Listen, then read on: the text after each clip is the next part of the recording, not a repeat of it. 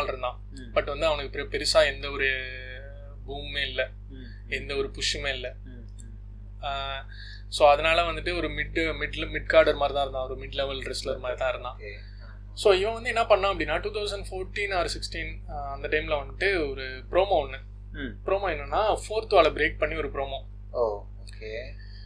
இப்போ நம்ம வந்து டெட்பூல் அந்த மாதிரி மூவிஸ் பார்த்தோம்னா டெட்பூல் வந்து சம்மந்தமே இல்லாமல் டக்குன்னு வந்து ஆடியன்ஸ் பேசிட்டு இருப்பான் 4th வாலை பிரேக் பண்ணி.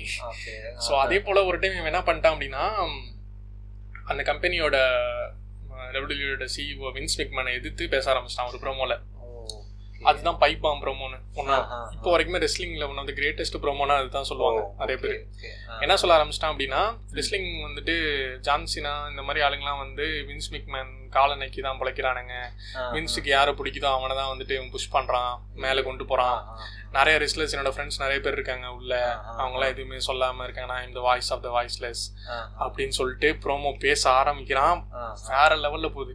இது வரைக்கும் சிஎம் பங்க் வந்துட்டு அவன் இது வரைக்கும் எவ்வளவு மிட் கார்டர் ஏதாவது எல்லாமே இருந்தானே அது எல்லாமே உடச்சி மக்கள் வந்து சிஎம் பங்க் ரொம்ப ரெஸ்பெக்ட் பண்ண ஆரம்பிக்கிறானுங்க. ஒரு ஸ்டேஜுக்கு அப்புறம் என்ன ஆயிடுச்சுன்னா இது ப்ரோமோங்கிறதையும் தாண்டி வெளியில நிறைய பேர் வந்து இது உண்மைன்னு நம்ப ஆரம்பிச்சிட்டாங்க. லைக் இப்போ வந்து லேட் நைட் ஷோலாம் நடக்கும்ல, அவனுங்க எல்லாருமே வந்து இவனுக்கு கால் பண்ணி சிஎம் பங்க்ட வந்து என்ன நடந்துச்சுன்னு சொல்லுங்க எங்க டிவி சேனல்ல வந்து அப்படின்னு சொல்லி கேட்க ஆரம்பிச்சிட்டாங்க. பட் ஆக்சுவலா இது ப்ரோமோ தான் அது. பட் வந்து அந்த அளவுக்கு அது அவனோட ப்ரோமோ அவ்வளோ ரியலா இருந்துச்சு, அவ்வளோதான் இருந்துச்சு. ஸோ சிஎம் பங்க் வந்து பயங்கரமான அவனுக்கு ஒரு இது. பட் இது என்ன ஆயிடுச்சுன்னா ஒரு ஸ்டேஜ்ல சிஎம் பங்கே பேக் ஃபேர் ஆயிடுச்சு. ஒரு ஸ்டேஜ்க்கு அப்புறம் உண்மையாவே கான்ஃபிளிக்ட் ஆயிடுச்சு அவனுக்கும்.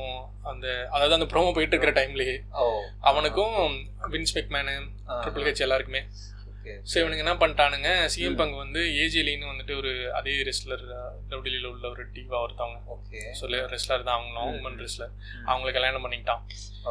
இவனுக்கு என்ன பண்ணிட்டானுங்க, அவன் மேரேஜ் நடந்த அன்னைக்கே வந்து ஃபயர் பண்ணிட்டானுங்க சிஎம் பங்கை. ஃபயர் பண்ணிட்டானுங்க டபிள்யூ விட்டு.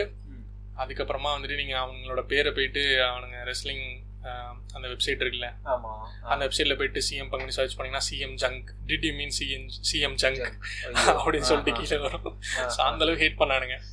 ஸோ இது எல்லாமே வந்து நம்ம இன்டர்நெட் இருந்த டைம்ங்கிறதுனால பயங்கரமாக ஸ்ப்ரெட் ஆச்சு எங்கே பார்த்தாலுமே. ஸோ ஸ்ப்ரெட் ஆனதுக்கு அப்புறமா இவன் ரொம்ப வருஷமா வரவே இல்லை ரெஸ்லிங்க்கு, ரொம்ப வருஷமா வரல. யூஎஃப்சி போனான், யூஎஃப்சி போய் ட்ரை பண்ணா, யூஎஃப்சி ஒரு மேட்ச் தான் விளையாண்டான். ஒரு மேட்ச்லையுமே